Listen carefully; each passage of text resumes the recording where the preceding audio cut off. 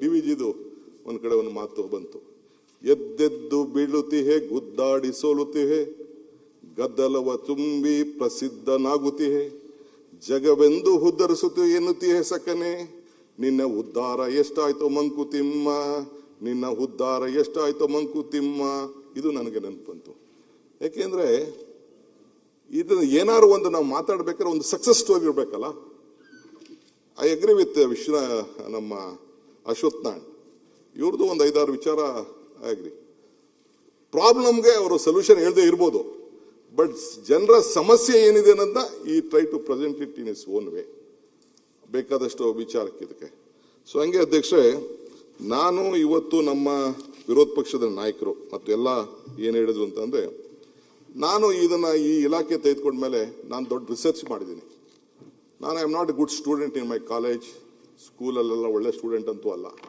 ನಾನು 3rd ಕ್ಲಾಸಲ್ಲಿ SSC pass ಮಾಡಿದವನು, ಭಾಳ ಕಷ್ಟಪಟ್ಟು ಲೇಟಾಗೆ ಒಂದು ಡಿಗ್ರಿ ಮಾಡಿದವನು, 2007ರಲ್ಲಿ ಡಿಗ್ರಿ ಮಾಡ್ಕೊಂಡವ್. ನಾನು ರಿಸರ್ಚ್ ಮಾಡಿದ್ದೀನಿ, ಏನು ಮಾಡ್ಬೋದು, what is the problem we have to, ಇದಕ್ಕೆ ಸೊಲ್ಯೂಷನ್ ಏನು. ಇದು ಬೆಂಗಳೂರು, ಯಾಕೆಂದರೆ ಮೊದಲು ನಾನಿದ್ದಾಗ 70 ಲಕ್ಷ ಪಾಪ್ಯುಲೇಷನ್ ಇತ್ತು, ಇವತ್ತು 1.4 crores ಪಾಪ್ಯುಲೇಷನ್ ಬೆಂಗಳೂರು ನಗರ ಆಗಿದೆ. 1,30,00,000 ವೆಹಿಕಲ್ಸ್ ಇದೆ. ಟ್ರಾಫಿಕ್ ಕಂಜೆಕ್ಷನ್ ಎಸ್, ನಾನು ಇಲ್ಲ ಅಂತ ಹೇಳೋದಿಲ್ಲ. ಯಾಕೆ ಅಂತ ಅಂದ್ರೆ, ಬೆಂಗಳೂರು ನಗರದಲ್ಲಿ ಮಿಸ್ಟರ್ ಅಶೋಕ್, ಇಡೀ ದೇಶದಲ್ಲಿ, ನಮ್ಮ ಭಾರತದಲ್ಲಿ ಆಲ್ಮೋಸ್ಟ್ ಎಲ್ಲ ಮೇಜರ್ ಸಿಟಿಲಿ ಈ ರೋಡು 16% ಇದೆ, ದೊಡ್ಡ ದೊಡ್ಡ ರೋಡ್ಗಳಿದೆ. ಬೆಂಗಳೂರು ನಗರ since it is not a planned city, ಇಲ್ಲಿ ಬರೀ 8% ಇದೆ. ಆ 8% ಇಲ್ಲಿ 1,30,00,000 ವೆಹಿಕಲ್ ದಟ್ಟಣೆ ಆಗಬೇಕು. ಇದಕ್ಕೊಂದು ಉತ್ತಮವಾದಂಥ ಗವರ್ನೆನ್ಸ್ ಆಗಬೇಕು. ಈ ಬೆಂಗಳೂರಲ್ಲಿರುವಂಥ ಎಲ್ಲ ಪ್ರಾಬ್ಲಮ್ಸ್ಗೆ ಏನಾದ್ರು ಒಂದು ಸೊಲ್ಯೂಷನ್ ಮಾಡಬೇಕು. ಹಿಂದೆ ನಾವು ನೈಸ್ ರೋಡ್ ಮಾಡಿದೋ, ಫುಲ್ ಕಂಪ್ಲೀಟ್ ಮಾಡಲಿಲ್ಲ. ಹಿಂದೆ ಅದನ್ನ ಪೆರಿಫರಲ್ ರಿಂಗ್ ರೋಡ್ ಅಂತೇಳಿ ಎಲೆಕ್ಟ್ರಾನಿಕ್ ಸಿಟಿಯಿಂದ ಹಿಡಿದು ತಿರ್ಗಾ ಈ ಕಡೆ ಏರ್ಪೋರ್ಟ್ ರೋಡಲ್ಲಿ ನಮ್ಮ ಯಲಹಂಕ ಸುತ್ತಮುತ್ತಲು ತೆಗೆದುಕೊಂಡು ಹೋಗಿ ತಿರ್ಗಾ ಅಲ್ಲಿವರೆಗೂ ತುಮಕೂರು ರೋಡ್ ಇಂಡಸ್ಟ್ರಿಯಲ್ ನೈಸ್ ಇದಕ್ಕೆ ಕನೆಕ್ಟ್ ಮಾಡೋಕ್ಕೆ ಮಾಡಿದ್ರು. ಬಟ್ ಆದಮೇಲೆ 100 ಮೀಟರ್ ರೋಡ್ ಮಾಡಬೇಕು ಅಂತ ಮಾಡಿ they could not take it forward. ಆವತ್ತಿನ ಕಾಲದಲ್ಲಿ ಮುಗಿದೋಗಿದ್ರೆ ಬರೀ 3,000 ಕೋಟಿ ರೂಪಾಯಿ ಮುಗಿದೋಗಿತ್ತು. The political will, it may be a Congress or Dal or BJP, we did not have a political will to do it. So ಅದರಿಂದ ಏನಾಗ್ತಾ ಇದೆ, ಟ್ರಾಫಿಕ್ ವೆಹಿಕಲ್ಸ್ ಬಹಳ ದಟ್ಟಣೆ ಆಗಿ ಇವತ್ತು ನಾವೆಲ್ಲ ಇದನ್ನ ಅನುಭವಿಸ್ತಾ ಇದ್ವಿ. How to sort out this problem. ಆಮೇಲೆ ಜನರಿಗೆ ಆಯ್ತು 195 ವಾರ್ಡ್ ಏನೋ ಇತ್ತು, ತಿರ್ಗಾ 225 ಆಯ್ತು.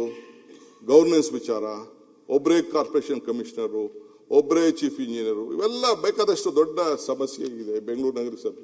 ಆಮೇಲೆ ಒಂದೊಂದು ವರ್ಷಕ್ಕೆ ಮೇಯರ್ ಚೇಂಜ್ ಆಗೋದು, ಅವ್ನು ಬರೋದಕ್ಕೆ ಅವನ ಅಧ್ಯಕ್ಷ ಆಯ್ತಾನೆ, ತಿರ್ಗಾ ಒಂದು ಹನಿಮೂನ್ ಪೀರಿಯಡ್, ಒಂದು ಫಾರಿನ್ ಹೋಗಿ ಬರ್ತಾನೆ, ಬರೋಷ್ಟೊತ್ತಿಗೆ ಕ್ಲೋಸ್ ಆಯ್ತದೆ, ತಿರ್ಗಾ ಇನ್ನೊಂದು ರಿಸರ್ವೇಷನ್ ಚೇಂಜ್ ಆಯ್ತದೆ.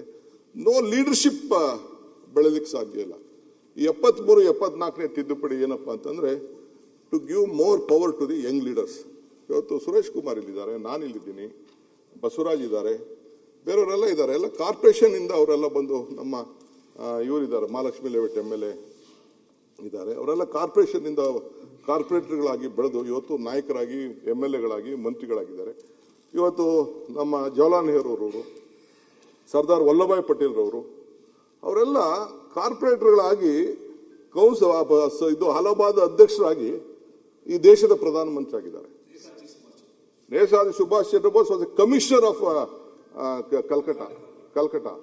ರಾಜಗೋಪಾಲಾಚಾರಿ, ಸರ್ದಾರ್ ವಲ್ಲಭಾಯ್ ಪಟೇಲ್, ಕೆಂಗಲ್ ಹನುಮಂತಯ್ಯನ್ ಬ್ಯಾಂಗ್ಳೂರ್, ರಾಮನಗರದವರಾದ್ರೂ ಕೂಡ ಇಲ್ಲಿ ಬಂದು ಕಾರ್ಪೊರೇಟರ್ ಆಗಿ ಇಲ್ಲಿ ಮುನ್ಸಿಪಲ್ ಅಧ್ಯಕ್ಷರಾಗಿ ಕೆಲಸ ಮಾಡಿದಂಥವ್ರು ಇವರು. ನಮ್ಮ ವಿ ವಿ ಗಿರಿ ಬಿಡಿ, ನಮ್ಮ ಇವರು ಜಟ್ಟಿಯವರು ಪಂಚಾಯತಿ ಅಧ್ಯಕ್ಷರಾಗಿ ಉಪಾಧ್ಯಕ್ಷರಾಗಿ ಸ್ಥಾನ ಮಾಡಿದ್ರು. So this 73rd, 74th amendment is a basic institution to create young leaders, new leaders, ಹೊಸ ನಾಯಕರುಗಳನ್ನ ಬೆಳೆಸಿದಂತ ಒಂದು ದೊಡ್ಡ ಅವಕಾಶ ಇದಿದೆ. ಇಲ್ಲಿ ಬೆಳ್ಕೊಂಡು ಬಂದಂತವ್ರಿಗೆ ಬೇಕಾದಷ್ಟು ಎಲ್ಲ ಸಮಸ್ಯೆಗಳು ಪ್ರಾಬ್ಲಮ್ ಬರ್ತದೆ. ನಾನು ಕೂಡ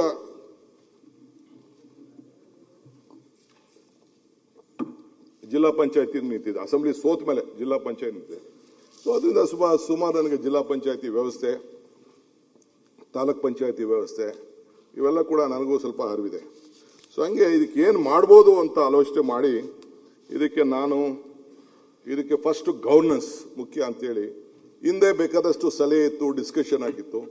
ಈ ಬೆಂಗಳೂರಿನ ಇದನ್ನ ಕಂಟ್ರೋಲ್ ಮಾಡೋಕ್ಕೆ ಆಗ್ತಿರ್ಲಿಲ್ಲ. ಯಾವ ಆಫೀಸರ್ ಪಾಪ MLAಗಳು ಏನು ಮಾಡ್ತಾರೆ, ಒಬ್ಬರೇ ಕಮಿಷನರ್ ಹತ್ರ ಮಾತಾಡಬೇಕು, ಒಬ್ಬರೇ ಇದನ್ನು ಮಾಡಬೇಕು.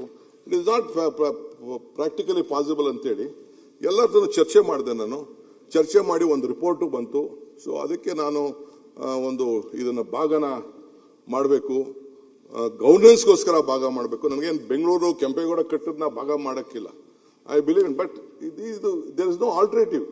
ಬೇರೆ ಬೇರೆ ರಾಜ್ಯಗಳಲ್ಲೆಲ್ಲ ನಾನು ನೋಡಿದ್ದೇನೆ, ಪಕ್ಕದಲ್ಲಿ ಹೊಸದಾಗಿ ಸೇರಿಸಿರೋದು ಮಾಡಿರೋದೆಲ್ಲ ಸೇರಿಸ್ತೀವಿ. ಇನ್ನ ಬೇಕಾದಷ್ಟು ಆ್ಯಡ್ ಮಾಡಲೇಬೇಕು. ಇಲ್ಲೂ ಸ್ವಲ್ಪ ತಾರತಮ್ಯ ಇದೆ. ಆದರೆ ಈ 73rd 74th ಅಮೆಂಡ್ಮೆಂಟ್ ಏನಿದೆ, 74th ಅಮೆಂಡ್ಮೆಂಟ್ ಅಲ್ಲಿ ಈಗ ಈಸ್ಟ್ ಕಾರ್ಪೊರೇಷನ್ ನಮ್ಮ KR ಪುರಂ ಮಾದೇವಪುರ ಮಾಡಿದ್ವಿ, ಅಲ್ಲಿ ಹೈಯೆಸ್ಟ್ ರೆವಿನ್ಯೂ ಇದೆ. ಇನ್ನು ಸ್ವಲ್ಪ ಪಂಚಾಯತಿ ಸೇರಿಸಿದ್ರೆ ಈ 1,500 ಇದೆ, 4,000 ಕೋಟಿಗೂ ಹೊಂಟೋಗ್ತದೆ ಅಲ್ಲಿ, ಅಷ್ಟು ಇನ್ಕಮ್ ಇದೆ. ಪಕ್ಕದಲ್ಲಿ ಈಗ ಎಲೆಕ್ಟ್ರಾನಿಕ್ ಸಿಟಿ ಇದೆ. Electronic city is A part of Bengaluru, ಆದ್ರೂ ಕೂಡ ಅದನ್ನ out of Bengaluru city corporation ಇದೆ. ಇಲ್ಲಿ ಅಲ್ಲಿಂದ ಒಂದು ರೋಡಿಂದ ಈಚೆ ಅವನು ಟ್ಯಾಕ್ಸ್ ಕಟ್ಟೋನು, ಅವನಿಗೂ ಬಾಡಿಗೆ ಕಟ್ಟೋನು, ಅವನು 60 ರೂಪಾಯಿ 70 ರೂಪಾಯಿ ಇದೆ. ಅವ್ನು ಟ್ಯಾಕ್ಸ್ ಮಾತ್ರ 10% ಕಟ್ತಾನೆ. ಒಂದು ರೋಡಿಂದ ಈಚೆಗೆ 90% ಕಟ್ತಾನೆ.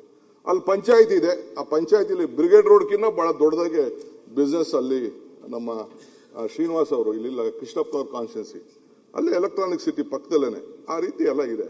ಸೊ ಅದಕ್ಕೆಲ್ಲ ಏನಾದ್ರು ಮಾಡಿ ರಿಫಾರ್ಮ್ಸ್ ಮಾಡಬೇಕು ಅಂತೇಳಿ ಒಂದು ಪ್ರಯತ್ನ ಮಾಡ್ತಾ ಇದ್ದೀನಿ. ಈ 5 ಕಾರ್ಪೊರೇಷನ್ ತೆಗೆದುಕೊಂಡು ಬಂದು, ಸೊ ನಾನು ಮೇ 15ನೇ